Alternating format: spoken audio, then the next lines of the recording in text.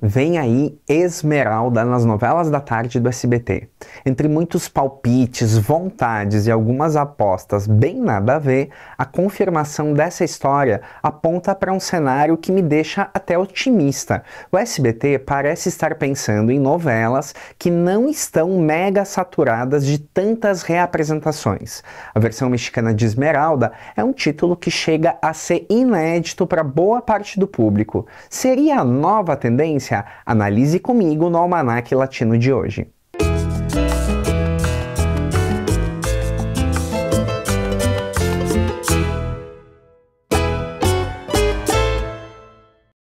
Olá, meu nome é Thiago Fernandes e esse é o Almanaque Latino, o canal onde novela mexicana é levada a sério. Se você ama revisitar um clássico com um cheirinho de guardado que chega até atacar sua rinite, o programa de hoje é para você. Então deixe seu like, seu comentário e a sua inscrição.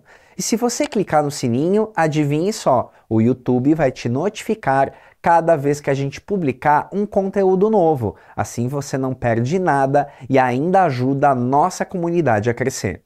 Esmeralda, a versão clássica produzida no México em 1997 e exibida no Brasil no ano 2000, é a próxima reprise das tardes do SBT. Uma novela estrelada por Letícia Calderon e Fernando Colunga que marcou época e deixou muitas lembranças no público brasileiro. O curioso é que, apesar de ser um título tão emblemático e da fama do SBT de reprisar seus maiores sucessos à exaustão, essa será a primeira vez que Esmeralda volta ao ar desde sua exibição original. 25 anos se passaram e só agora ela retorna. Isso por si só já torna essa reprise um acontecimento raro e, de certa forma, simbólico. Confesso que, de início, esse era um palpite que eu jamais colocaria entre os mais prováveis. Esmeralda parecia um clássico esquecido na prateleira. Aliás, se Coração Indomável não estivesse no ar, pelo menos para São Paulo, onde o SBT não tem programação local, minha aposta automática seria Marimar, já que a trilogia das Marias da Thalia costuma ser exibida praticamente com uma atrás da outra. E é justamente aí que entra um ponto importante, o cuidado em separar o que é notícia do que é especulação.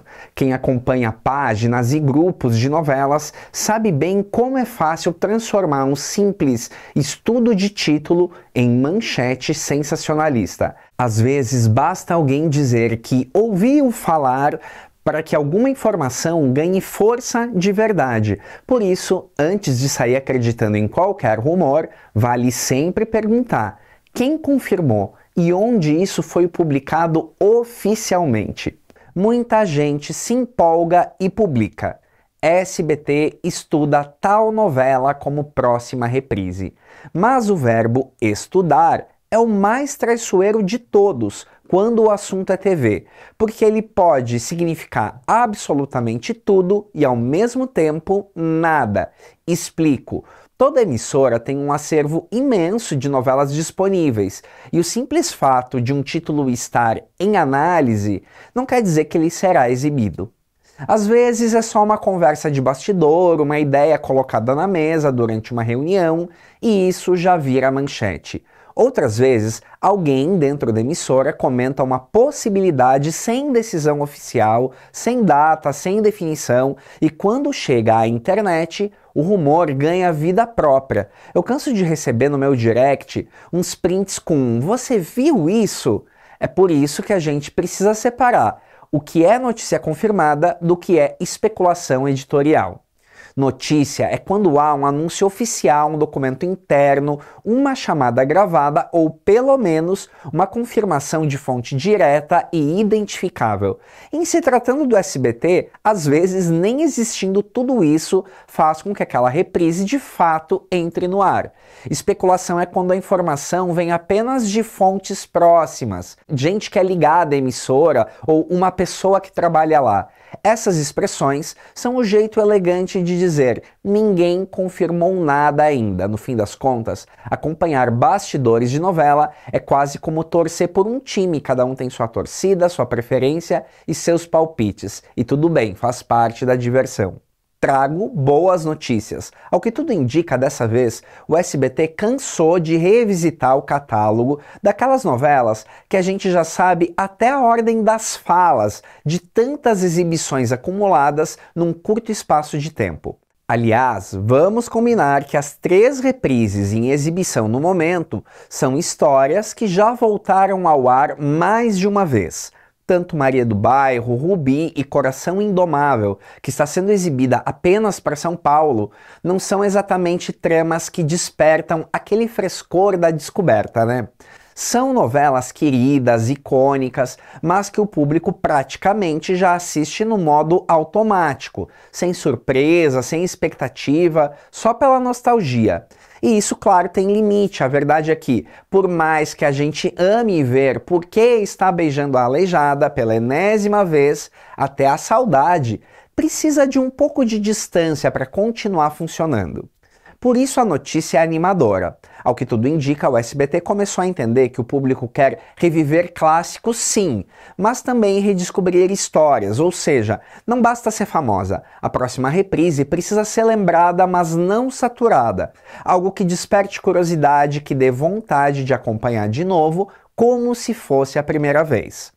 É por isso que Esmeralda vem quase com cara de inédita, a ponto de eu, que sempre fico xingando esse monte de reprise, dar um voto de confiança quando eles dão uma dentro. Bastou a chamada ir pro ar, muita gente veio falar comigo no direct, consciente de que era uma reprise, mas que jamais tinha assistido. Eu tenho a impressão que essa é quase uma reparação histórica com esse grande clássico da Televisa.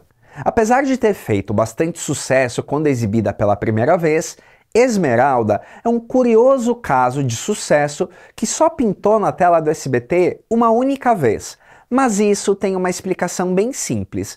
A versão mexicana foi tão bem sucedida que o SBT decidiu produzir sua própria releitura brasileira em 2004, com Bianca Castanho e Cláudio Lins. Acontece que a Esmeralda brasileira repetiu o sucesso da original, e desde então, sempre que o SBT cogitou reprisar esse enredo, optou por prestigiar a própria produção.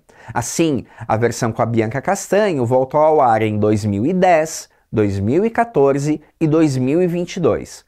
Houve uma exceção, que acabou não se concretizando. Em 2016, o SBT chegou a anunciar a exibição da versão clássica da Televisa, mas de última hora optou por outra novela, A Mentira, com Kate Del Castillo e Guy Ecker, e que também tinha esse perfil de grande sucesso que até então não havia sido reapresentado.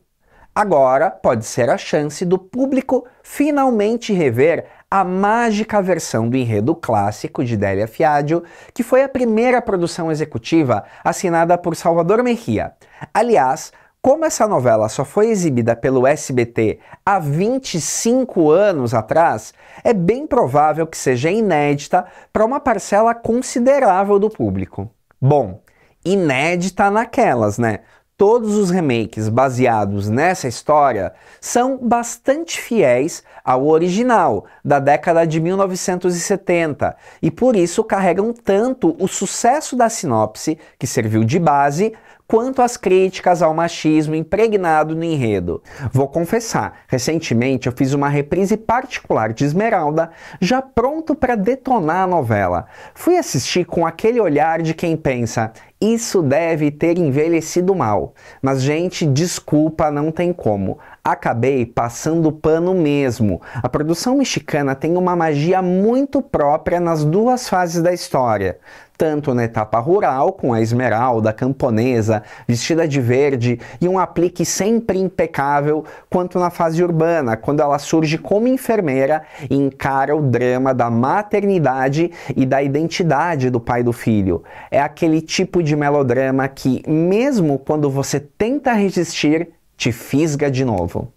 E sim, Esmeralda é uma novela cheia de red flags, da romantização de certas atitudes masculinas até situações que hoje a gente assiste com outro olhar, mas ainda assim é uma história irresistivelmente envolvente. Tem algo na forma como ela é contada, a entrega dos atores, a direção clássica, a trilha sonora que parece saída de um sonho, que mantém viva a emoção original. Eu prometo revisitar todas as polêmicas mais adiante, porque sejamos honestos, esses pormenores não são tão pequenos assim, mas no fim das contas nada disso foi capaz de apagar a magia que me fez mergulhar outra vez nessa trama de amor, destino e olhos verdes. Mas talvez você esteja pouco se lixando para a próxima reprise do SBT, porque estava acompanhando Maria do Bairro e teve a impressão de que a novela estava sendo cortada. Sim, muita gente que está assistindo Maria do Bairro, que vem registrando excelentes resultados de audiência, mesmo sendo mais uma reprise, sentiu falta de várias cenas da exibição original. Será que ela ia sair do ar? Seria encurtada? Mais uma vez, os detetivões das redes mataram a charada. Acontece que Maria do Bairro, durante sua exibição original no México, em 1995, tinha capítulos de meia hora, com cerca de 22 minutos de arte. Foram 185 episódios, mas a Televisa está montando versões remasterizadas das novelas antigas, que é aquela coisa irritante de pegar o formato original 4x3 e aplicar zoom. Eles mexem na abertura, em tudo, e resolveram padronizar as versões internacionais com capítulos de 40 minutos, o que reduziu a novela para 90 capítulos. Isso fez com que, na segunda metade, uma pequena leva de episódios condensasse até 3 capítulos originais. Ou seja, o SBT não cortou Maria do Bairro, apenas exibiu a versão integral que agora é distribuída de forma bem questionável pela própria Televisa. E antes que todo mundo caia matando no SBT, saibam que hoje é assim que a Televisa exige que seus clássicos em 4x3 sejam exibidos na TV aberta. Obviamente, imagino que sua imaginação já voou longe só com a ideia de que o SBT pode se animar de resgatar outros clássicos jamais repetidos. Não faltam boas opções lá naquele acervo que estava mofado já.